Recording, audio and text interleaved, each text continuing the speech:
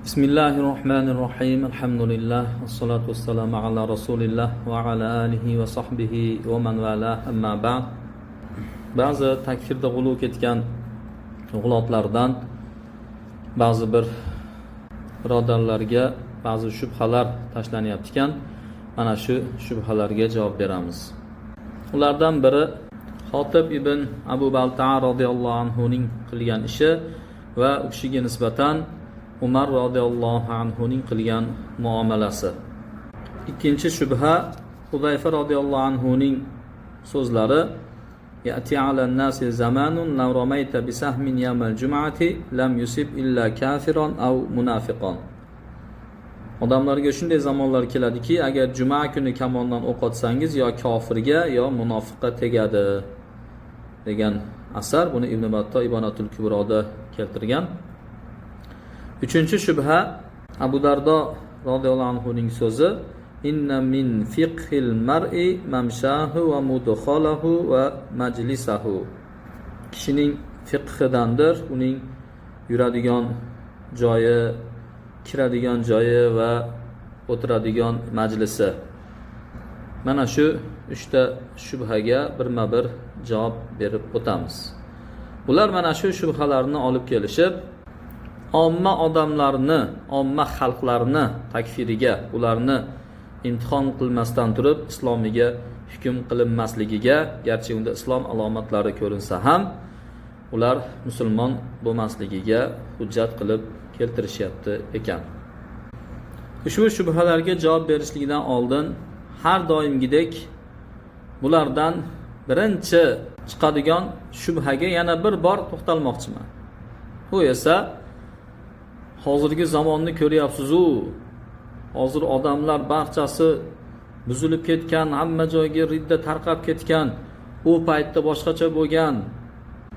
Ushbu odamlarni ommatan buzilib ketishligini, ularning ichiga mana shu ridda va shirklar, kufrlar tarqalib ketishligini, zamon fasodga yuz tutishligini bilgan Nabiy sallallohu alayhi vasallam nima uchun barcha odamlarni mana shu zamonga yetganingizda kofirga chiqarasiz, omma xalqlarni takfir qilasiz deb aytib ketmadilar? Rasululloh sallallohu alayhi vasallam bizlarni yo'limizni topolmaydigan qilib, qorong'u zulmat ichida tark qilib ketdilarmi? Rasululloh qayerdan biladi bu qiyomatga yaqin odamlarni qimna qo'yib ketganligini? U kishi ham bir oddiy insonda deydigan bo'lsangiz, keling Rasululloh sallallohu alayhi vasallam bizning davrlarda odamlar qanday fasodga yuz tutishligi haqida xabar bergan ba'zi asarlarni o'qib o'tamiz. Fudayl ibn Ayod rahimahulloh aytadi: "Albatta siz sizdan qabul qilgan kimsaga amri ma'ruf qilasiz" dedi. "Innama ta'muru man yaqbalu minka." Sizdan qabul qilsa unga aytasiz dedi. Qarang dedi, agar bir sultonga yo'liqsangiz, siz unga ittaqillah deysizmi? Allohdan qo'rqin deysizmi? Agar shunday desangiz sultonga, la ahlakta ahla baytika va nafsak va jiron. Ahli baytingizni, ya'ni oilangizni, o'zingizni va qo'ni qo'shnilaringizni halok qilgan bo'lasiz. Walakin ihfaz nafsak wa khfi makanak. Biroq o'zingizni saqlang va joyingizni yashiring dedilar. Ibn Abu Dunya rahimahullohni Al-Amr bil Ma'ruf kitobida bu asar keladi. Fudayl ibn Ayod rahimahulloh o'zining davridagi ko'rib turgan sultonlarni ahvolidan kelib chiqib shu so'zni aytayaptilar. Fudayl ibn Ayod rahimahulloh 107-hijriyda tug'ilib 187-hijriyda vafot qilganlar. Abu Hurayra radhiyallohu anhu dan rivoyat qilingan hadisda Rasululloh sallallohu alayhi vasallam aytadilar. U kishi aytadi: "Men Rasululloh sallallohu alayhi vasallamdan shunday deyotganlarni eshitdim" dedi. "Ya'ti alaykum zamanun yukhayyaru fihi ar-rajulu baynal ajzi wal fujur, faman adraka zalika az-zaman falyakhtaril ajza 'ala al-fujur." Odamlarga shunday zamon keladi, unda kishi ojizlik bilan fojirlik, fujur ishlarni qilishlik o'rtasida ixtiyorli qilinadi dedi. Kim mana shu zamonga yetadigan bo'lsa, fujur ustiga ojizlikni ixtiyor qilsin dedilar. Imom Ahmadning musnadida keladi bu asar. Abdulloh ibn Mas'ud radhiyallohu anhu dan rivoyat qilinadi. Rasululloh sallallohu alayhi vasallam aytadilar: "Innahu lam yakun nabiyyun qattu illa wa lahu min ashabihi hawariyyu wa ashabun yattabi'una atharahu wa yahtaduna bihadihi. Thumma ya'ti min ba'di dhalika khawalif umara yaquluna ma la yaf'alun wa yaf'aluna ma la yu'marun." Rasululloh sallallohu alayhi vasallam aytadilar: Biron bir payg'ambar bo'lmaganki, magar u uchun uning ashablaridan havoriylari bo'lgan, ya'ni yaqin do'stlari bo'lgan. Uni iziga ergashadigan do'stlari bo'lgan. Uni yo'liga ergashadigan do'stlari bo'lgan. So'ngra mana shundan keyin shunday bir amirlar keladiki, ular qilmaydigan narsani gapirishadi, buyurilmagan narsalarni qilishadi dedi. Abu Hurayra radhiyallohu anhu dan rivoyat qilinadi, u kishi aytadi: "Vaylun lil arab min sharrin qad iqtarab. Imaratus sibyan in ata'uhum adkhaluhumun nar wa in asawhum darabu a'naqahum." Yaqinlashib kelayotgan yomonlikdan arablarga vayl bo'lsin. Bu yosh bolalarning amirligi. Agar ularga itoat qilsang, ularni jahannamga kirgizishadi. Agar ularga osiy bo'lsang, itoat qilmasang, ularni bo'yinlariga urishadi, ya'ni ularni o'ldirishadi dedi. Ibn Abi Shayba buni musannafida keltiradi. Uboda ibn Somit radhiyallohu anhu dan rivoyat qilinadi, u kishi aytadi: "Atamanna li habibi ay yaqilla maluhu aw yu'ajjala mautuhu. Faqalu ma ra'ayna mutamanniyan muhibban li habibihi faqala akhsha an yudrikakumul umara in ata'tumuhum adkhalukumun nar wa in asaytumuhum qatalukum." Uboda ibn Somit radhiyallohu anhu dan rivoyat qilinadi, u kishi aytadi: "Men Habibim uchun, ya'ni o'zimning yaqin do'stim uchun uni molini oz bo'lishligini yoki o'limi tezlashligini umid qilaman" dedi. Yo moli oz bo'lsin dedi yoki tezroq o'lsin dedi. Shunda odamlar o'zini yaqin do'stiga, yaxshi ko'rgan habibiga bunday umid qilayotgan, orzu qilayotgan odamni ko'rmadik deydi. Shunda u kishi aytdiki: "Sizlarga shunday amirlar yetishligidan qo'rqaman" dedi. "Agar ularga itoat qilsangiz, sizlarni jahannamga kirgizadi. Agar ularga itoat qilmasangiz, osiy bo'lsangiz, sizlarni o'ldiradi" dedi. Shunda bir kishi aytdi: "Kim ekan u? Bizga xabar bering. Biz ularni ko'zlarini o'yib olaylik" dedi. Shoba aytadi: "Yoki ularni yuziga turpoq sochaylik" dedi. Shunda Uboda ibn Somit radhiyallohu anhu: "Shoyat ularga yetib qolsangiz, ular sizni ko'zingizni o'yishib oladi va sizni yuzingizga turpoq sochishadi" dedi. "Siz bu ishni qila olmaysiz" dedi. Bu asar ham Ibn Abi Shayba rahimahullohning musannafida keladi. Abu Hurayra radhiyallohu anhu dan rivoyat qilinadi. Rasululloh sallallohu alayhi vasallam aytadilar: "La ya'tiyanna alaykum umara yuqarribuna shiraran nasi va yu'akhiruna as-salata an mawaqitiha. Faman adraka dhalika minkum fala yakunanna 'arifan wala shurtiyan wala jabiyan wala khazinan." Sizlarga shunday amirlar keladiki, ular eng yomon odamlarni o'zlariga yaqinlashtirishadi. Namozni vaqtidan kechiktirishadi. Kim mana shu zamonga yetadigan bo'lsa sizlardan, u odam mutasaddi bo'lmasin, ya'ni boshliq bo'lmasin. Shurti bo'lmasin, ya'ni mirshab, melisa bo'lmasin. Va jobi bo'lmasin. Jobi nalogchi, ya'ni soliq yig'uvchi bo'lmasin. Va xozin, xazinachi bo'lmasin. Ya'ni bosh hisobchi, glavniy buxgalter deymiz u. Ustimizga shunaqa boshliqlar kelishligini xabarini bergan zot nima uchun endi odamlarni hukmlari haqida xabar bermay ketdilar?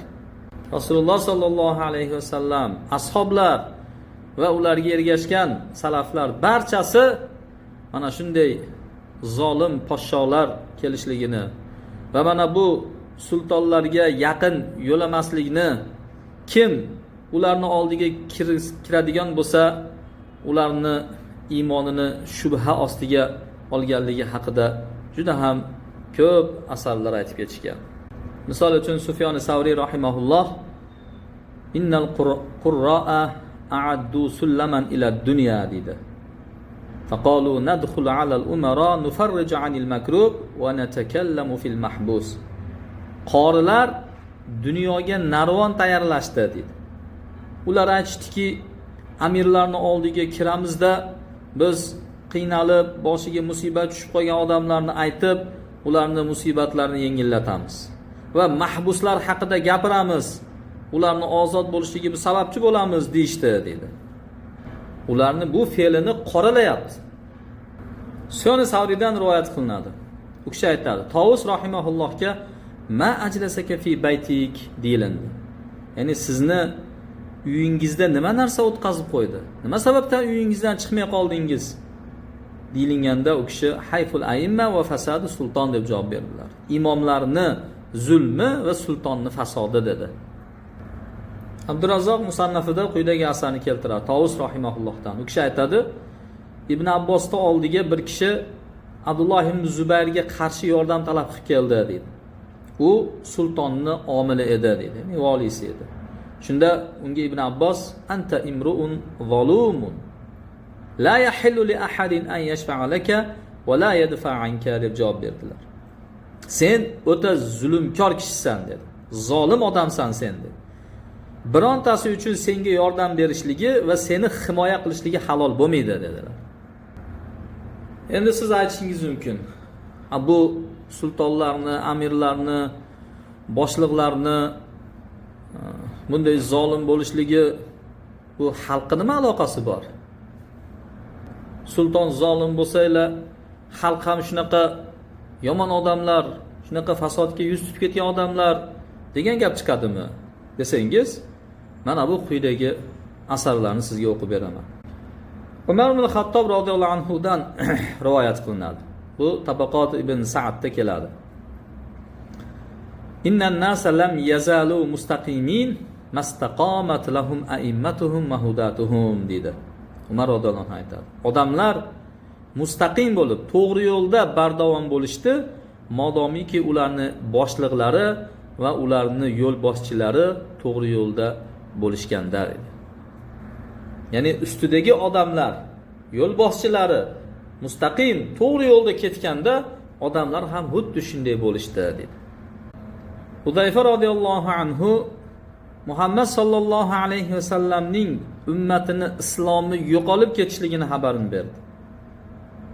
Muhammad sallallohu alayhi va sallamning ummatini islomi zoyi bo'lib ketadi, yo'qolib ketadi dedi.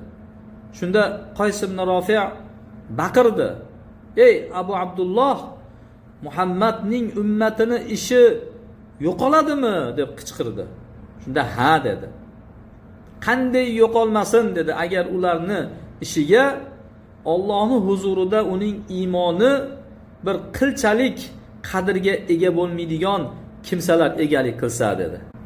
Ya'ni iymonsiz odamlar ularning ustida boshliqlik qilsa deyapti.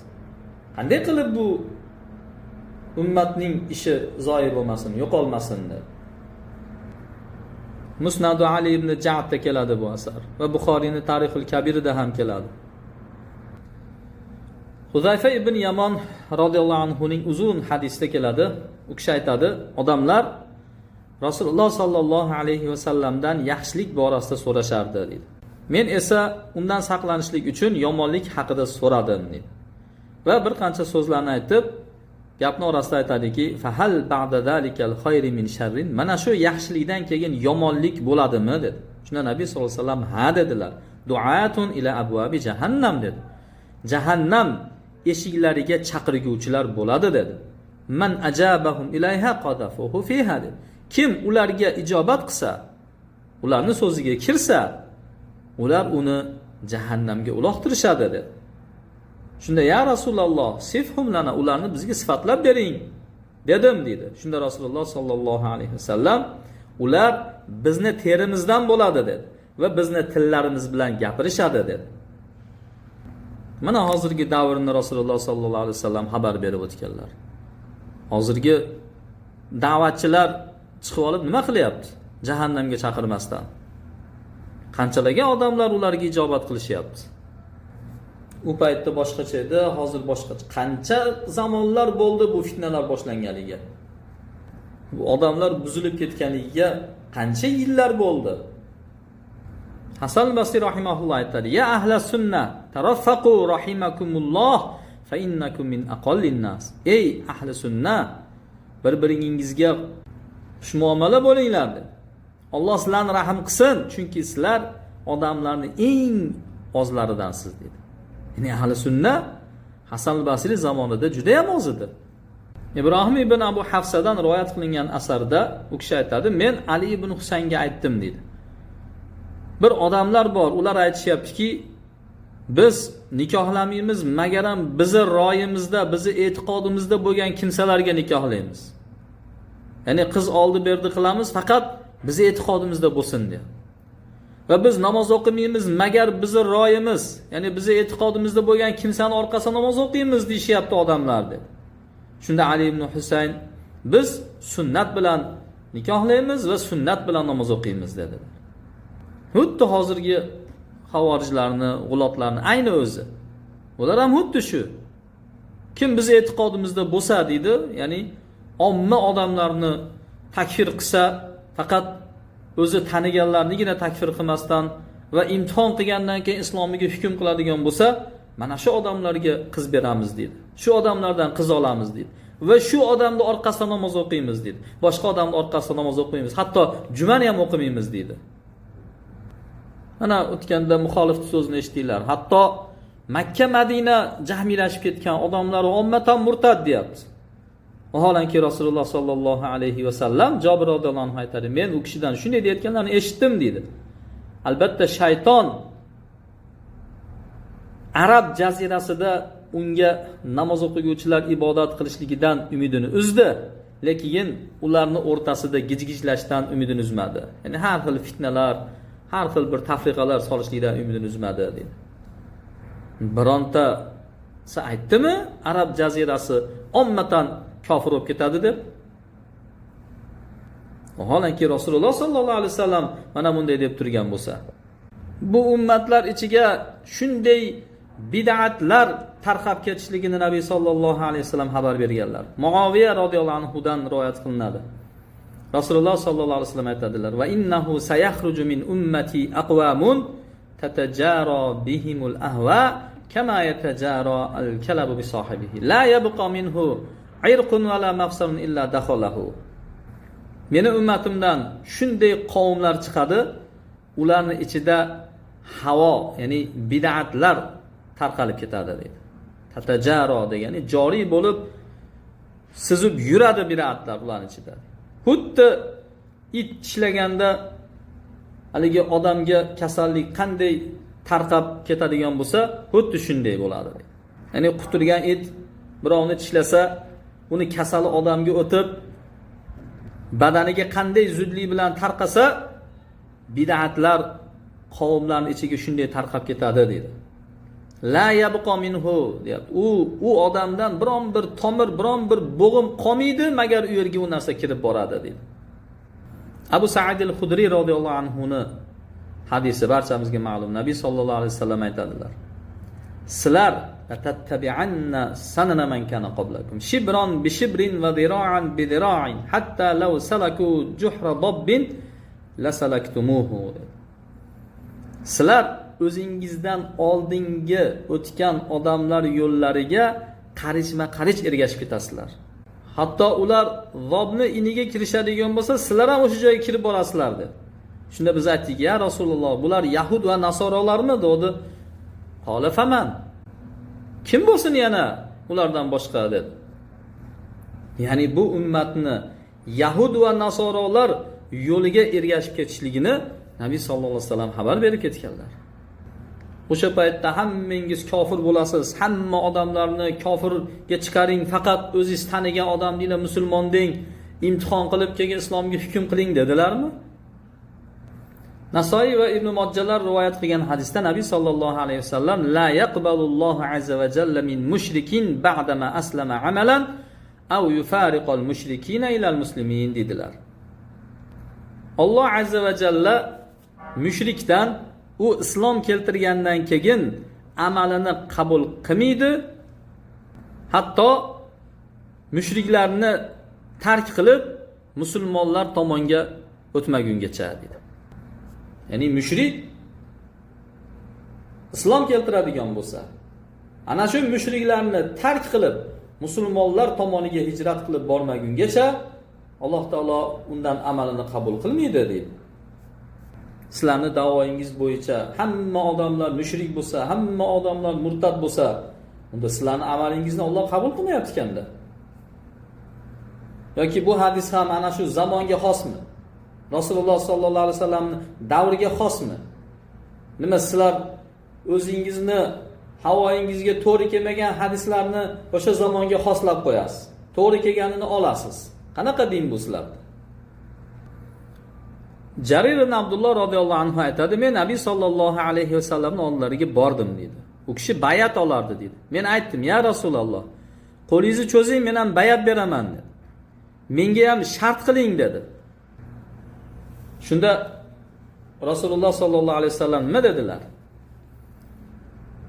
Allohga ibodat qilishligingga ko'ra, namozni qoyim qilishligingga, zakotni ado qilishligingga va musulmonlarga nasihatchi bo'lishlikka, ya'ni musulmonlarga yaxshi gapirib, ular yo'ldan toyatsa ularga nasihat qilib, to'g'ri yo'lni ko'rsatishlikka va mushriklardan ajralishlikka ko'ra men sendan bayat olaman dedilar.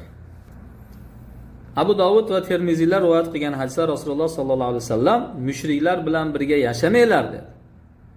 Ular bilan birga turmanglar dedi. Kim ular bilan yashasa, ular bilan birga turadigan bo'lsa, falaysa minna, u bizdan emas dedi. Demak, siz barcha yurtlarni kofirga chiqarsangiz, odamlar barchasi kofir bo'lib ketgan bo'lsa, unda kimdansiz unda? Qaysi ummatdansiz? Mushriklar bilan birga yashayotgan odamlar bizdan emas deyapti Rasululloh sollallohu alayhi vasallam.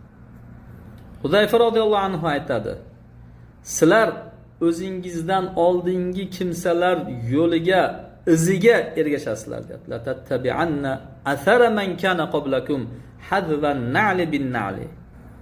Qadamma-qadam ergashasizlar deydi. Ularni yo'llaridan chalg'ib ketmaysizlar.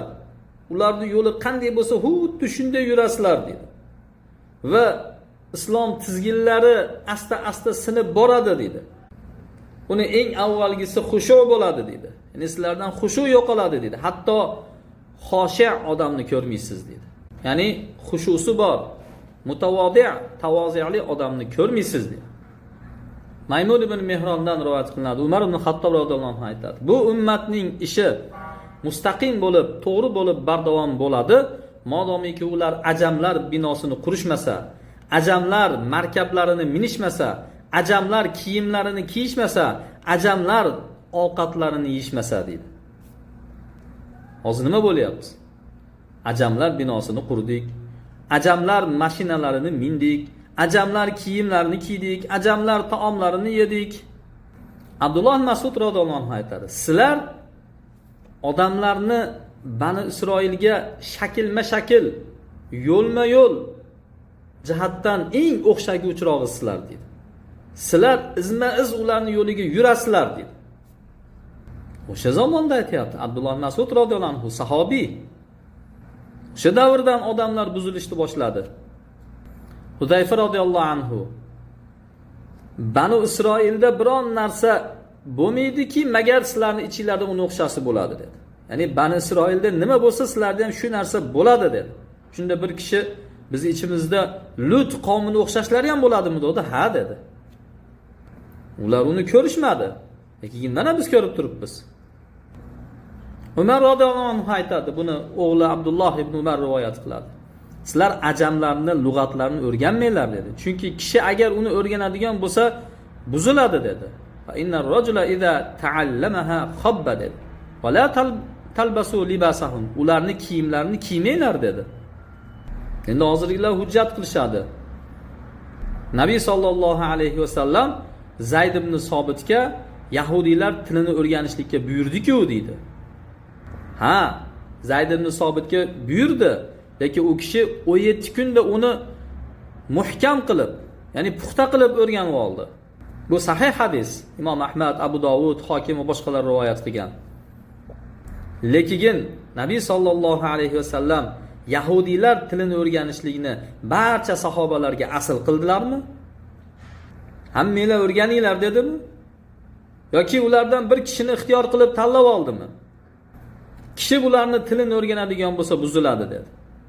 Ya'ni ular ajamlar tilini o'rgangandan keyin mana ingliz tilini, karis tilini, yapon tilini va boshqa tillarni o'rganishyapti. Ana undan keyin ko'p ularni botil narsalarini olib kiradi. Kofirlarning odatlarini olib kiradi.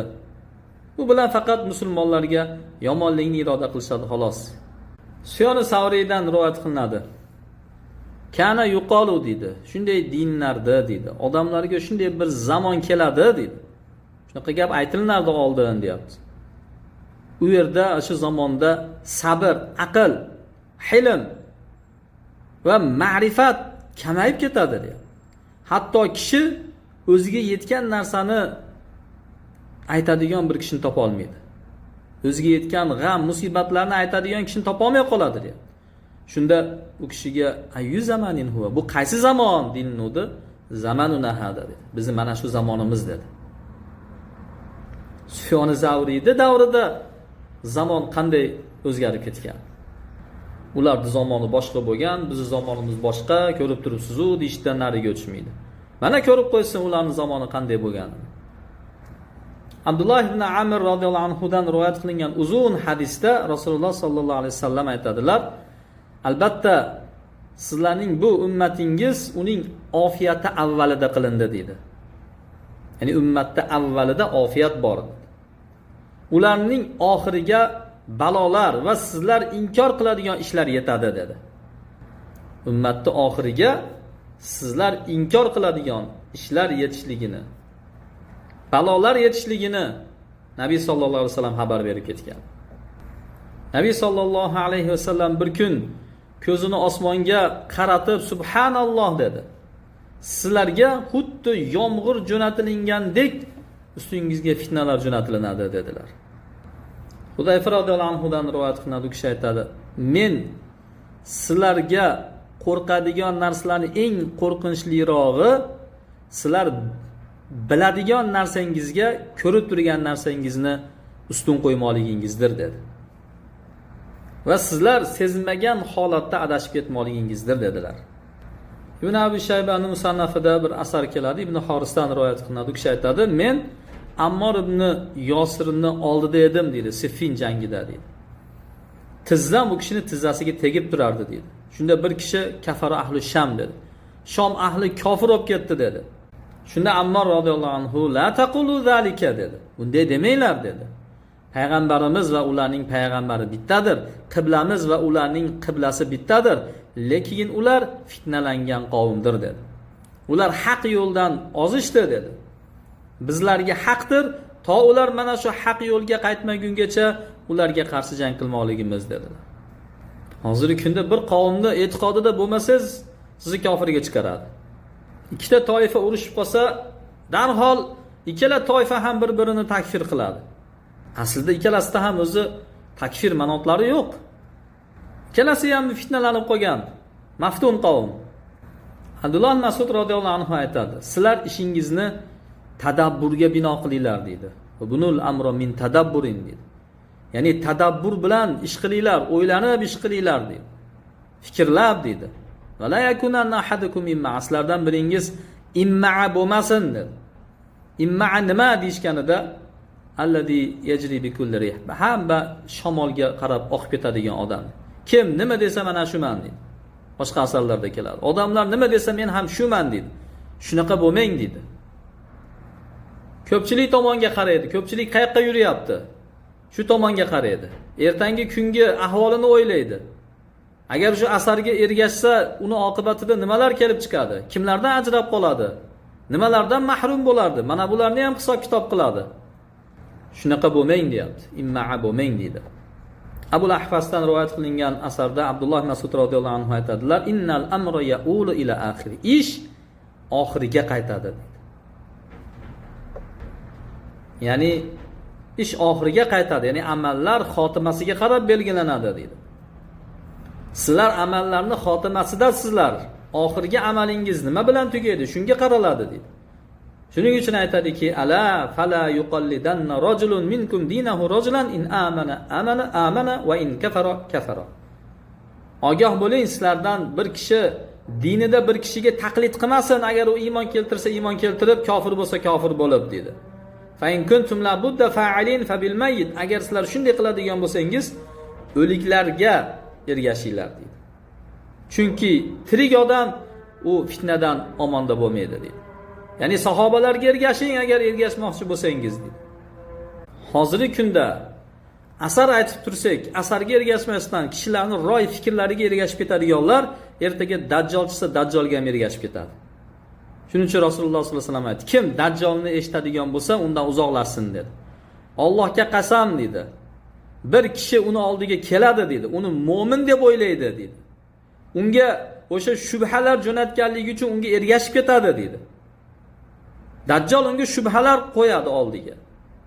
Va unga ergashib ketadi natijada. Xuddi hozirgi kunda ham odamlarga shubhalarni qo'yib, mana shu shubhalar orqali o'zlarini aqidasiga ergashtirib ketilgani kabi. Mughira ibn Shu'ba radhiyallohu anhu hadisda Rasululloh sallallohu alayhi vasallam aytadilar: "La tazalu ta'ifatun min ummati zohirin hatta ya'tiyahum amrullohi va hum zohirun." Meni ummatim ichidan bir toifa g'olib bo'lib, bardavom bo'lib turadi, hatto ularga Allohning amri kelgungacha va ular mana shu zohir bo'lgan holatlarida dedi. Bu najot topuvchi, nusratlangan toifa kim endi bu? O'sha ba'zi bir o'lkani, ba'zi bir odamlarimi? O'zlaridan boshqa barchani takfir qilayotgan, dunyoda faqat ulardan boshqa musulmon yo'q deb da'vo qilayotgan odamlar mana shu firqa xolosmi? Shu toifa, shu hadisdagi kelgan shu bizmiz deydimi shular? Ulardan boshqa dunyoda bu mansur najot topuvchi firqa yo'qmi? Rasululloh sallallohu alayhi vasallam bizning zamonlarimiz ahvolini xabar berib aytadiki, odamlarga shunday aldamchi yillar keladi dedi. Unda yolg'onchi rostgo'yga chiqariladi dedi. Rostgo'y esa yolg'onchiga chiqariladi dedi. Xiyonatchi omonatdorga chiqariladi. Omonatdor esa xiyonatchiga chiqariladi dedi. Va unda ruvaybizalar gapiradi dedi. Shunda ruvaybiza nima deyilindi? Shunda u zot ommaning ishi borasida gapiradigan bir ahmoq odam deb javob berdilar. Shuncha narsani xabarini bergan zot nima uchun endi mana shu paytda butun dunyoni yoki butun xalqlarni takfir qilasizlar, faqat tanigan odamlarni, islomini bilgan odamlarni musulmon deysizlar deb ketmadilar? Imron ibn Husayn radhiyallohu anhu ning hadisda Rasululloh sallallohu alayhi vasallam aytadilar: "Ummatlarimni yaxshisi men ular ichida jo'natilgan asr" dedi. Mana bu men turgan davr dedi. So'ngra ulardan keyingilar, so'ngra ulardan keyingilar dedi. So'ngra shunday bir qavm keladi dedi. Ulardan guvohlik talab qilinmasa ham ular guvohlik berishadi dedi. Ular nazr qilishadi, vafo qilishmaydi dedi. Ular xiyonat qilishadi, ularga ishonilmaydi dedi va ular ichida semizlik zohir bo'ladi dedi. Mana bu shu bizi turgan zamonimiz emasmi shu? Abbos ibn Abdul Muttolib radhiyallohu anhu dan rivoyat qilingan hadisda Rasululloh sallallohu alayhi vasallam aytadilar: "Bu din zohir bo'ladi" dedi. Tarqaladi, hatto dengizlardan o'tadi dedi. Hatto Alloh yo'lida otlar bilan bu joylarga bostirib boriladi dedi. Din shu darajada keng tarqaydi dedi. So'ngra shunday bir qavmlar keladi, ular Qur'on o'qishadi dedi. Agar ular Qur'on o'qishsa, biz Qur'on o'qidik. Bizdan ko'ra qoriroq kim bor? Bizdan ko'ra qiroati chiroyliroq kim bor deyshadi dedi. Bizdan ko'ra olimroq kim bor deyshadi dedi. So'ngra ashablariga qaradida, "Mana bularni ichida yaxshilik ko'ryapsizlarmi?" dedilar. Ular yo'q deyshti. Shunda Rasululloh sollallohu alayhi vasallam: "Fa ulaika minkum va ulaika min hadhihi ummati va ulaika hum waqudun nar dedi. Ular sizlardan bo'ladi dedi. Ular mana shu ummatning ichidan bo'ladi dedi. Ular jahannam yonilg'ilari bo'ladi dedilar. Mana shu turgan voqeligimizni shundayligicha bizga ta'bir berib, xabar berib aytmayaptilarmi? Abu Hurayra radhiyallohu anhudan rivoyat qilingan hadisda Rasululloh sallallohu alayhi vasallam aytadilar: agar senga muddat uzun bo'lsa, ya'ni uzoq umr ko'radigan bo'lsang, shunday bir qavmlarni ko'rishligingga yaqin qoldi dedi. Shunaqa odamlarni ko'rasan, ularning qo'llarida molni dumlariga o'xshagan narsalar bo'ladi dedi. Ya'ni qo'llarida qamchilari bo'ladi. Ular Allohning g'azabida ertalabda chiqib ketishadi va Allohning g'azabida ular uyga qaytib kelishadi dedi. Ana avvalgilarda qamchi bo'lsa, hozirgilarda dubinkalar. Xuddi mana shu Rasululloh sallallohu alayhi vasallam xabar bergan hadisdagi holat. Qo'lidagi dubinkalar bilan xohlagancha musulmonlarni urishyapti. Xohlasa o'ldiryapti. Anas ibn Malik radhiyallohu anhu dan rivoyat qilingan u kishi aytadi: "Sabr qilinglar" dedi. Chunki sizlarga bir zamon kelmaydi, magar undan keyingi kelayotgani avvalgisidan ko'ra yomon bo'ladi dedi. Hatto Robbingizga yo'liqqungacha shunday bo'ladi dedi. Men buni Rasululloh sallallohu alayhi vasallamdan, ya'ni nabiyingiz sallallohu alayhi vasallamdan eshitganman dedilar. Ibn Mas'ud radhiyallohu anhu dan rivoyat qilinadi. Rasululloh sallallohu alayhi vasallam aytadilar: "Qiyomat yaqinlashdi" dedi. Odamlar dunyoga hirs qo'yib ziyoda bo'lishyapti dedi. Ular Allohdan uzoqlikni o'zlariga ziyoda qilishyapti, xolos dedi. Sabon radhiyallohu anhu dan rivoyat qilingan Nabiy sallallohu alayhi vasallam aytadilar: "Sizlarning ustingizga xuddi bir qavm tovoqlar ustiga yopirilib kelganidek, ummatlar yopirilib kelishligiga oz qoldi" dedi. Shunda bu ozligini sababdanmi deyilindi? Yo'q dedilar. Lekin sizlar, u paytda ko'pchilik bo'lasizlar, biroq selni ko'pigidek sizlar ko'pik bo'lasizlar dedi. Sizlarning qalblaringizga vahm qilinadi dedi. Va dushmaningiz qalblaridan qo'rqishni olib qo'yilinadi dedi. Bu sizlarning dunyoni yaxshi ko'rganligingiz va o'limni yomon ko'rganligingiz sababli bo'ladi dedi. Mana shu holat hozir bo'lmayaptimi mana? Butun dunyo islomga qarshi, musulmonlarga qarshi turmayaptimi? Alloh taolo odamlarning qalblariga dunyo muhabbatini solib qo'ymadimi? O'limning karohiyatini solib qo'ymadimi? Mana Nabiy sallallohu alayhi vasallam mana bu holatlargacha bizga xabar berib ketdilar. Anas ibn Malik radhiyallohu anhu: "Men Rasululloh sallallohu alayhi vasallamdan eshitganman" dedilar. "La ya'ti alan nasi zamanun illa allazi ba'dahu sharrun minhu." Odamlarga biron bir zamon kelmaydi, magar undan keyingisi undan yomonroq bo'ladi dedi. Aybod ibn Soriy radhiyallohu anhu hadisini ham aytib o'tdik. Rasululloh sallallohu alayhi vasallam aytdilar: "Men sizlarga Allohdan qo'rqishlikni vasiyat qilaman. Garchi habashi qul bo'lsa ham itoat qilishlikni, quloq tutishlikni vasiyat qilaman" dedi. "Sizlardan kim mendan keyin yashaydigan bo'lsa, ko'p ixtiloflarni ko'radi" dedi. "Sizlar mana shu paytda meni sunnatimni va Roshid Mahdi bo'lgan to'g'ri yo'ldagi xalifalarning sunnatini lozim tutinglar" dedi. Hadis oxirigacha. Zayd ibn Zomirdan rivoyat qilinadi, u kishi aytadi: "Men Abdulloh ibn Busr radhiyallohu anhu dan so'radim" dedi. "Kayfa haluna min hali man kana qoblana?" Bizdan oldingilarni holatidan bizi holatimiz qanday bo'ladi dedi. Oldingilarni holatidan bizi holatimiz ayramas qanday? Shunda u kishi subhanalloh dedi. "Agar ular qabrlardan tirilib chiqishsalar" dedi, "sizlarni shu tika turib namoz o'qiyotganingizni ko'radi xolos" dedi. "Undan boshqa narsani ko'rmaydi" dedi. Bu sahobalar davrida bu. Hudayfa radhiyallohu anhu aytadi: "Sizlarga shunday bir vaqt, shunday zamon keladiki, unda cho'kayotgan odamni duosiga o'xshab, shuni duosidek duo qiladigan kimsagina najot topadi" dedi. Cho'kayotgan odam qanday duo qiladi? Xuddi shunday duo qilayotgan odam najot topadi xolos dedi. Mana shu bizning davrda tasvirlab bergan. Abdulloh Mas'ud radhiyallohu anhu aytadi: "Zahaba salfud dunya" dedi. Bu dunyoni tozaligi ketdi dedi. Bizga endi uni faqatgina bir iflos narsasi qoldi xolos dedi. O'lim bugungi kunda har bir musulmon uchun tuhfadir dedi. Sahobalar davri bu. Abul Jalbdan rivoyat qilinadi, u kishi aytadi: "Islom ahliga shunday bir balolar keladi" dedi.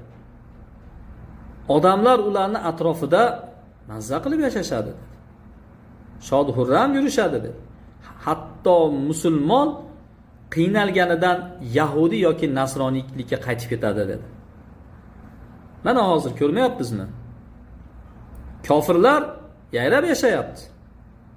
Musulmon mana qiynalganidan yahudiylarga qo'shilib ketyapti yoki nasroniylarga qo'shilib ketyapti. Ummu Dardodan rivoyat qilinadi. Abu Dardo radhiyallohu anhu bir kun achchiqlari chiqib kirdilar dedi.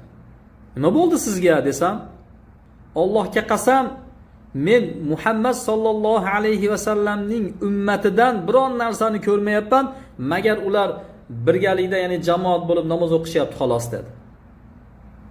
Ya'ni bu islomdan faqat jamoat namozi qoldi xolos deyapti. Sahobiy radhiyallohu anhu. Imom Zuhriydan rivoyat qilinadi, u kishi aytadi, Anas ibn Malikning oldiga kirdim dedi. Dimashqda dedi. U kishi yig'lab o'tirardi dedi. Ma yubkik, nimaga yig'layapsiz dedim. Shunda u kishi nima dedilar? La a'rifu shay'an al-yama mimma adraktu. Men avval bilgan narsalarimdan bugungi kunda biron narsani bilmayapman dedi. Illa hadihi solat, magar shu namozni bilyapman xolos dedi. Va qad dayya'tu minha ma qad dayya'tu. Shu namozdan ham sizlar zoya qilgan narsalarni zoya qildinglar dedi. Bitta namoz qoluvdi, shu namozdan ham qanchasini zoya qilyapsizlar dedi. Anas ibn Malik radhiyallohu anhu davrida bu. Nimaga o'qiyapman bu asarlarni? Bu bizning zamonimiz boshqa, ularning zamoni boshqa deyotganlar bilib qo'ysin, ularning zamoni qanday bo'lganligini. Asarlarni zamonga xoslayotganlar bilib qo'ysin. Voqelikni ko'ryapsiz deyotganlar bilib qo'ysin, ularning voqeligi qanday bo'lganligini. Sufyon Savriyga bir kishi menga vasiyat qiling dedi. Shunda u kishi hada zamanu sukut va luzumul buyut dedi. Bu sukut zamoni dedi. Jim turishlik zamoni, uylarni lozim tutishlik zamoni dedi. Ibn Abu Dunyoni Al-Uzla kitobida keladi. Sufyon Savriydan rivoyat qilinadi. Tovus uyda o'tirardi dedi. Tovus rahimahulloh. Shunda u kishiga bu haqida aytilganda, men amirning zulmidan, odamlarning fasodidan qo'rqdim dedi. Amir zolim bo'lib ketganligidan, odamlar buzilib ketganligidan men uyimni lozim tutdim deyapti. Tovus rahimahulloh. Abu Abdurrahmon Tovus ibn Kayson al-Yamani 106-hijriyda vafot qilgan. Ibn Abbos radhiyallohu anhu aytadi, "Zahaban nas va baqiyan nasnas" dedi. Odamlar ketdi, lekin nasnaslar qoldi dedi. Shunda bu nasnas nima deyilganda u kishi o'zlari odam emas, lekin odamga o'xshaydiganlar dedi. Odam sifat odamlar qoldi dedi. Ibn Abbos radhiyallohu anhu sahobiyning so'zi bu. Muhammad ibn Munkari rahimahulloh aytadi, "Lam yabqa min lazzati dunya illa qada'u hawaijil ikhwani." Bu dunyo lazzatidan faqat shu birodarlarning hojatlarini o'tashlik lazzati qoldi xolos dedi. Avn ibn Abdulloh rahimahulloh aytadi, "Bizdan oldingi kimsalar dunyosi uchun oxiratidan oshgan narsani qilardi." Ya'ni oxiratidan oshsa, keyin dunyoga sarflardi, vaqtini yoki boshqa narsasini.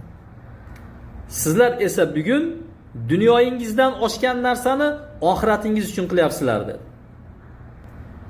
Sa'd ibn Abu Waqqos radhiyallohu anhu aytadi, "Men bu zamondan 3 kun, ya'ni 3 ta kunda yig'laganman" dedi. Birinchisi Rasululloh sallallohu alayhi va sallam joni olingan kunda yig'ladim. Ikkinchisi Usmon radhiyallohu anhu o'ldirilgan kunda yig'ladim. Bugun esa haqqa ko'ra yig'layapman dedi. Haq qolmadi deyapti bugun. Fa'alal haqqi assalam. Haq uzra salomatlik bo'lsin dedi. Haq yo'qoldi bugun.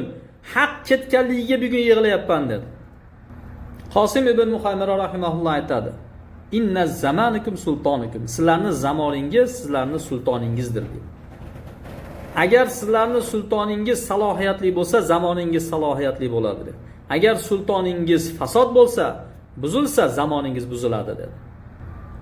Abu Bakr Varroq rahimahullohdan rivoyat qilinadi, u kishi aytadi, "Odamlar 3 tadir" dedi. Olimlar, amirlar va qorilar dedi. Agar amirlar buzilsa, hayot buziladi dedi. Agar olimlar buzilsa, toatlar buziladi dedi. Agar qorilar buzilsa, xulqlar buziladi dedi. Muaviya ibn Qurra rahimahullohdan rivoyat qilinadi, u kishi aytadi, "Adraktu 70 rajulan min ashabi Muhammadin sallallohu alayhi vasallam law kharaju fikum al-yama ma arafu shay'an mimma antum fihi illa al-adha.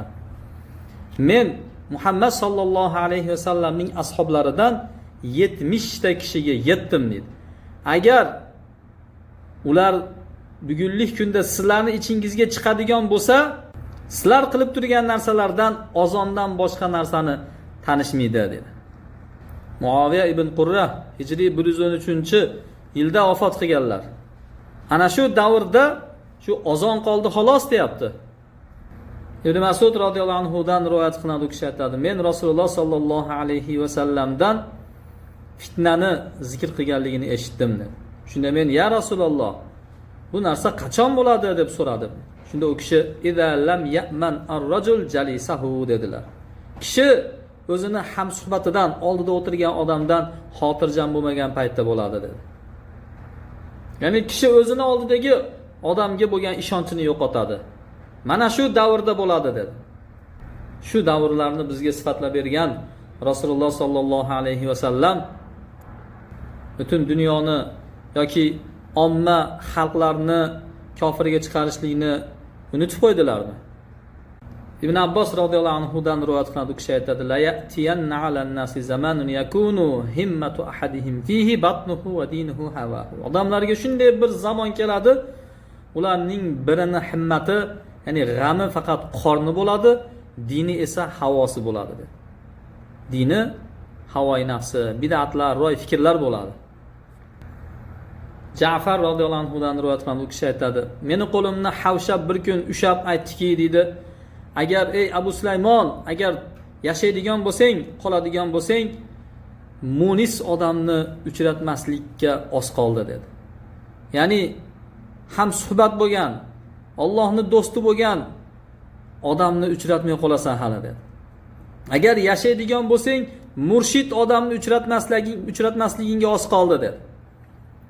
Ya'ni to'g'ri yo'lga boshlaydigan odamlar qolmay qoladi, agar hayot bo'lsang buni ko'rasan dedi. Abu Hozimdan rivoyat qilinadi, u kishi aytadi: "Agar sen bir zamonda bo'lsang, unda ilmdan faqat so'zga rozi bo'linadigan, amaldan esa ilmga rozi bo'linadigan zamonda bo'ladigan bo'lsang, sen eng yomon zamondasan va eng yomon odamlar ichidasan" dedi. Endi ilm ham yo'q, qovul, so'z ham yo'q, amal ham yo'q bo'lgan zamonda qanday holatda bo'lasiz? Sha'biy rahimahulloh aytardi: "Odamlar masjidlarda o'tirishardi, yo'llarda o'tirishmasdi" dedi. Usmon radhiyallohu anhu o'ldirilgach, ular yo'llarda o'tirishdi va xabarlarni so'ray boshlashdi dedi. Ibnul Muhayrizdan rivoyat qilinadi, u kishi aytadi: "Men shunday odamlarga yetdim" dedi. Agar ulardan biron bir mayit o'ladigan bo'lsa, musulmonlardan biron bir mayit vafot qiladigan bo'lsa, ular alhamdulillahillazi tawaffa fulanan alal islam deyishardi. Falonchini islom ustida vafot toptirgan Allohga hamd bo'lsin deyishardi dedi. So'ngra bu narsa uzildi dedi. Bugungi kunda buni aytadigan odam qolmadi deyapti. Ibnul Muhayriz zamonida bu. Ibn Battah al-Ukbari rahimahulloh Ibona kitoblarining muqaddimasida juda ko'p so'zlarni gapiradi. Sunnat va e'tiqod bobida zamon ahlini o'zgarib ketganligini vasflab beradi.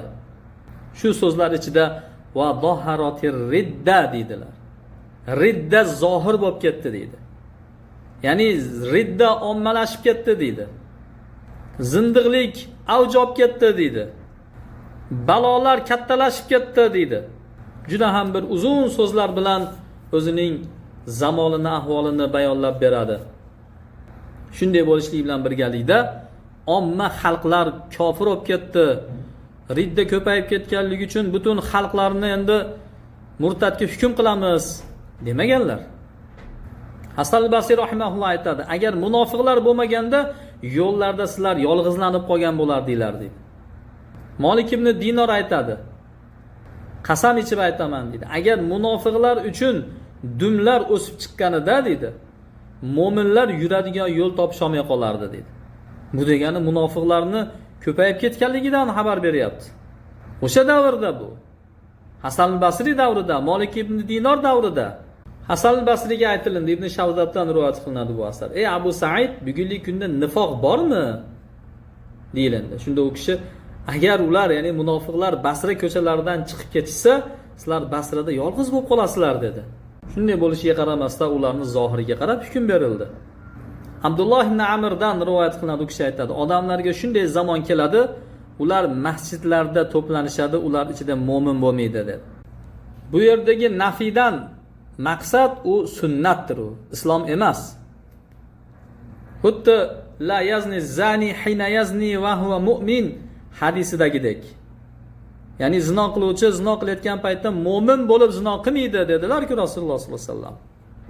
Mubtadi'alardan ham to ular sunnatga qaytmagungacha ulardan iymon tortib qo'yiladi.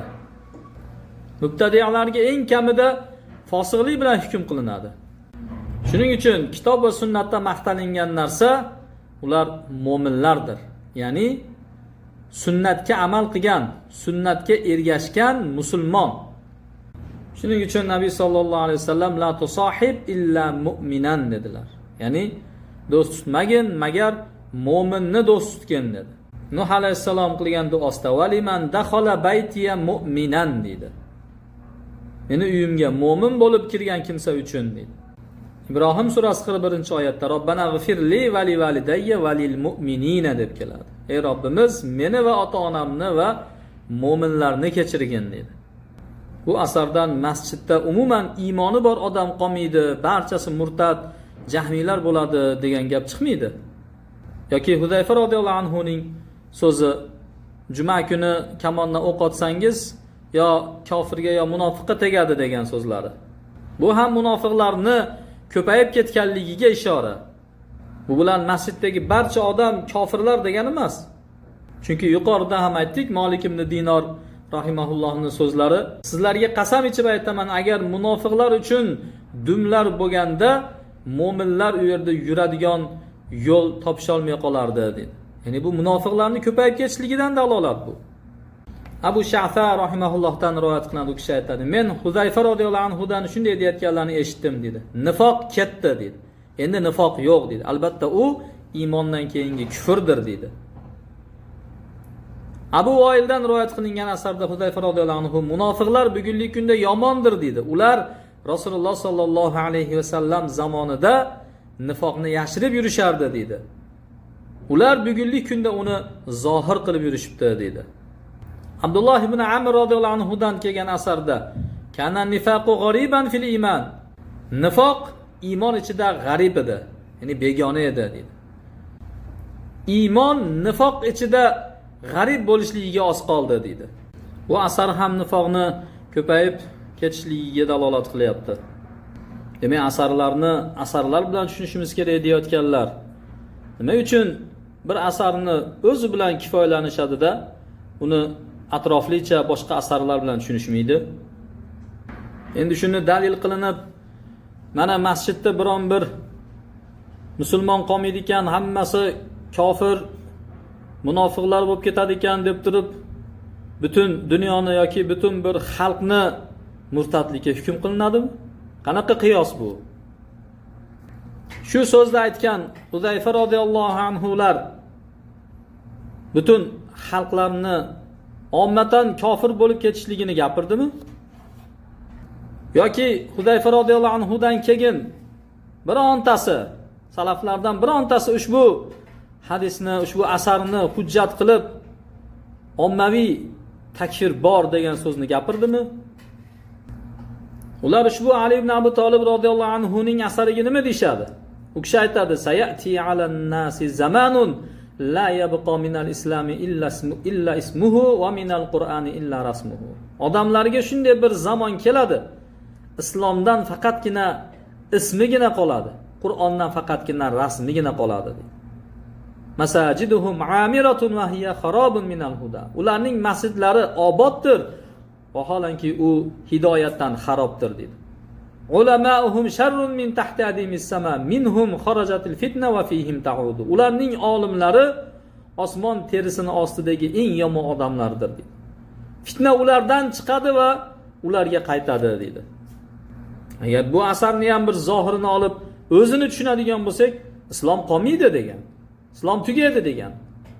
Qur'on ham tugaydi, faqat rasmi qoladi, islomdan ismigina qoladi dedi. Vaholanki boshqa hadislarda islom qiyomat kunigacha boqiy qolishligi, toifatu mansura, nusratlangan toifalar qiyomat kunigacha turishligi haqida xabar berilgan. Fudayl ibn Iyod rahimahulloh aytadi: Tuba liman mata alal islami va sunnah. Islom va sunnat ustida o'lgan odam uchun tuba bo'lsin dedi.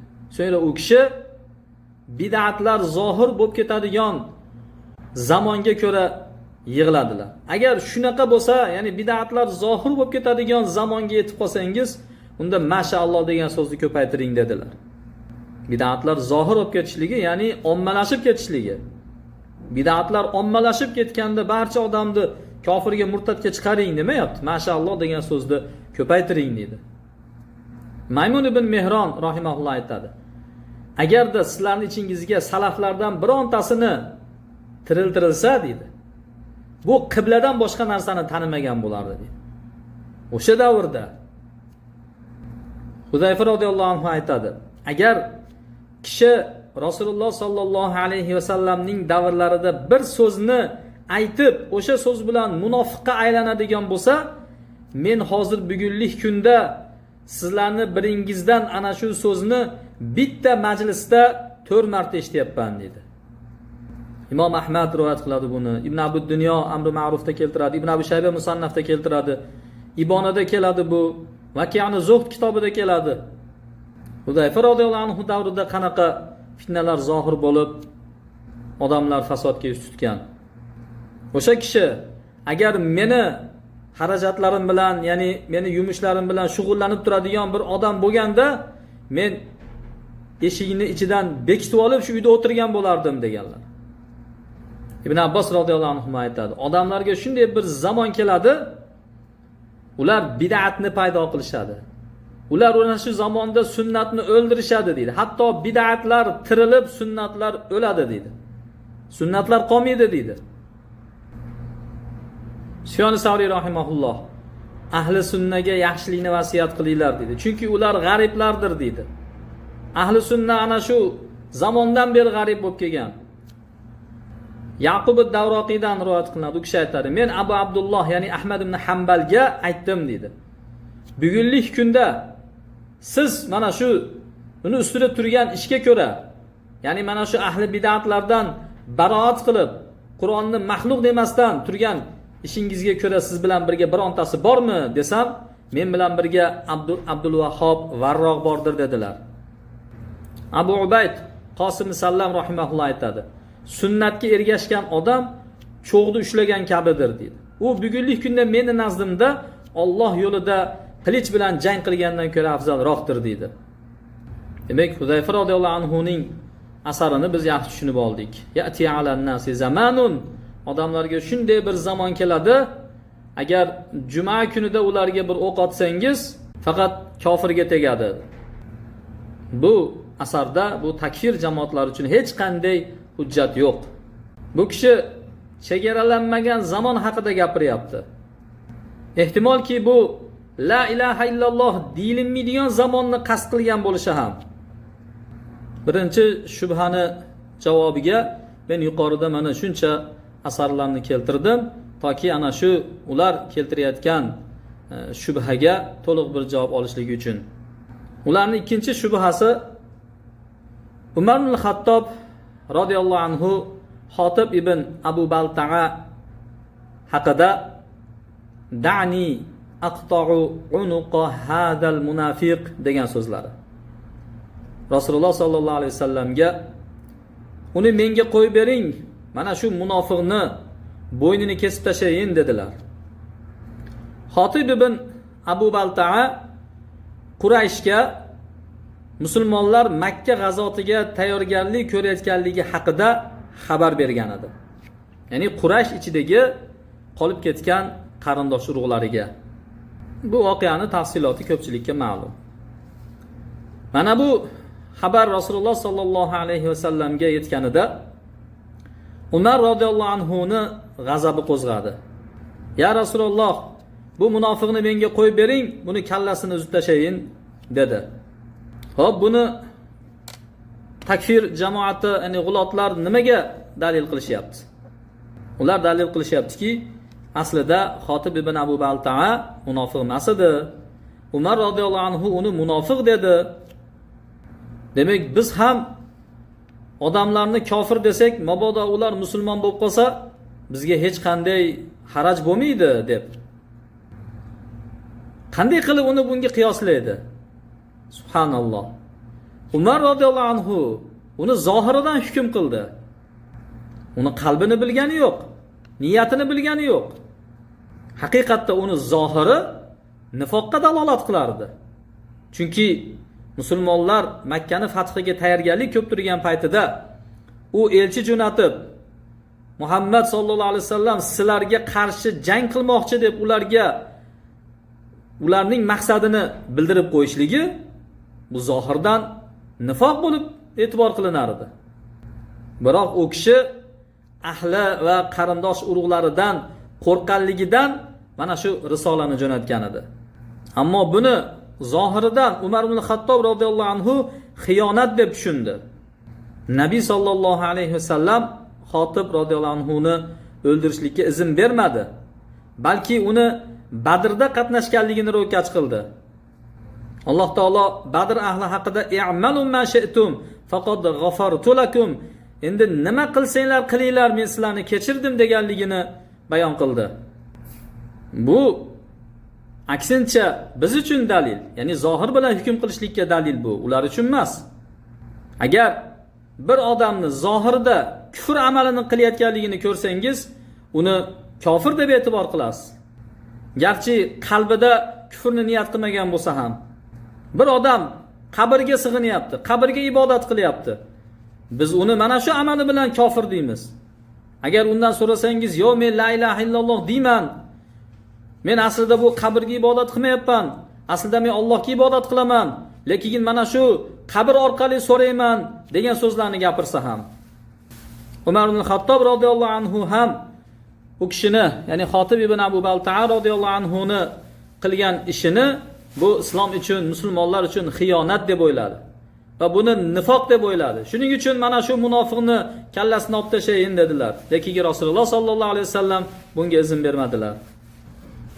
Bu voqea bilan omma xalqni takfiriga hujjat qilishlik bu nihoyatda ahmoqlik.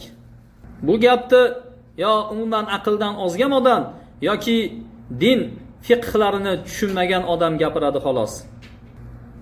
Ular keltirayotgan 3-shubha Abu Dardo radhiyallohu anhuning so'zi. Min fiqhir rajuli mamshahu va mudkhalahu va makhrajahu. Kishini fiqhidan uni yuradigan o'rni, kiradigan joyi va chiqadigan joyi.